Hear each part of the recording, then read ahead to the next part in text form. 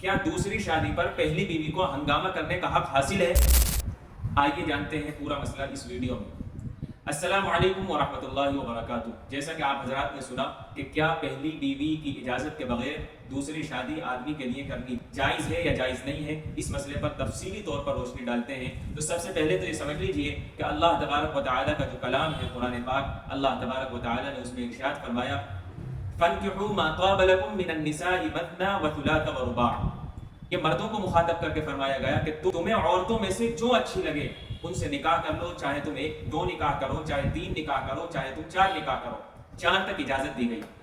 اور پھر کہا گیا کہ اگر تمہیں اس بات کا اندیشہ ہے اور اس بات کا خطرہ ہے کہ تم ان دو بیویوں کے درمیان، تین بیویوں کے درمیان، چار بیویوں کے درمیان انصاف نہیں کر سکو گے تو ارشاد فرمایا گیا فَإِنْ خِفْتُمْ أَلَّا تَعْدِلُوا فَوَاحِدَةً۔ اگر تمہیں اس بات کا اندیشہ ہے کہ تم انصاف نہیں کر سکو گے تو تمہارے لیے لازم اور ضروری ہے کہ صرف ایک بیوی پر اکتفا کرو اور اسی کے ساتھ اپنی زندگی گزارو۔ اس آیت سے بہت ساری باتیں پتہ چلتی ہیں۔ سب سے پہلی بات یہ پتہ چلتی ہے کہ مرد کو اللہ تبارک و تعالیٰ نے اس بات کی اجازت دی ہے کہ وہ ایک سے زائد چار تک شادیاں کر سکتا ہے، دو شادیاں بھی کر سکتا ہے، تین بھی کر سکتا ہے، چار بھی کر سکتا ہے۔ لیکن اس ساتھ میں ایک شرط لگا دی گئی اور وہ شرط بہت اہم ہے، اور وہ شرط یہ ہے کہ اگر تم دو بیویاں رکھ رہے ہو، تین بیویاں رکھ رہے ہو، چار بیویاں رکھ رہے ہو تو دو، تین اور چار تمام بیویوں کے درمیان انصاف کرنا مکمل طور پر ضروری اور لازم ہے۔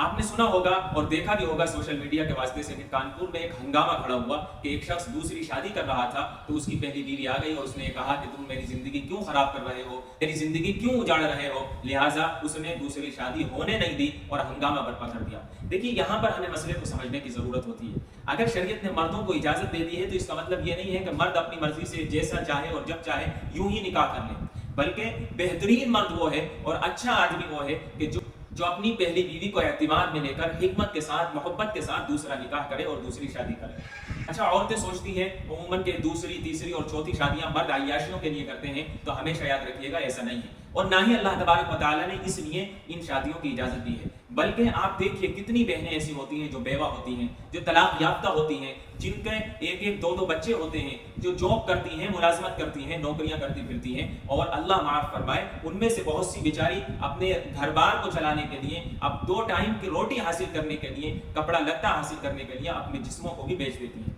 تو اللہ تعالیٰ نے اس چیز کو سامنے رکھ کر کے مردوں کو اجازت دی ہے کہ اگر تم چاہو تو دو، تین اور چار شادیاں کر سکتے ہو، تاکہ کسی بیوہ کو ٹھکانہ مل جائے، کسی طلاق یافتہ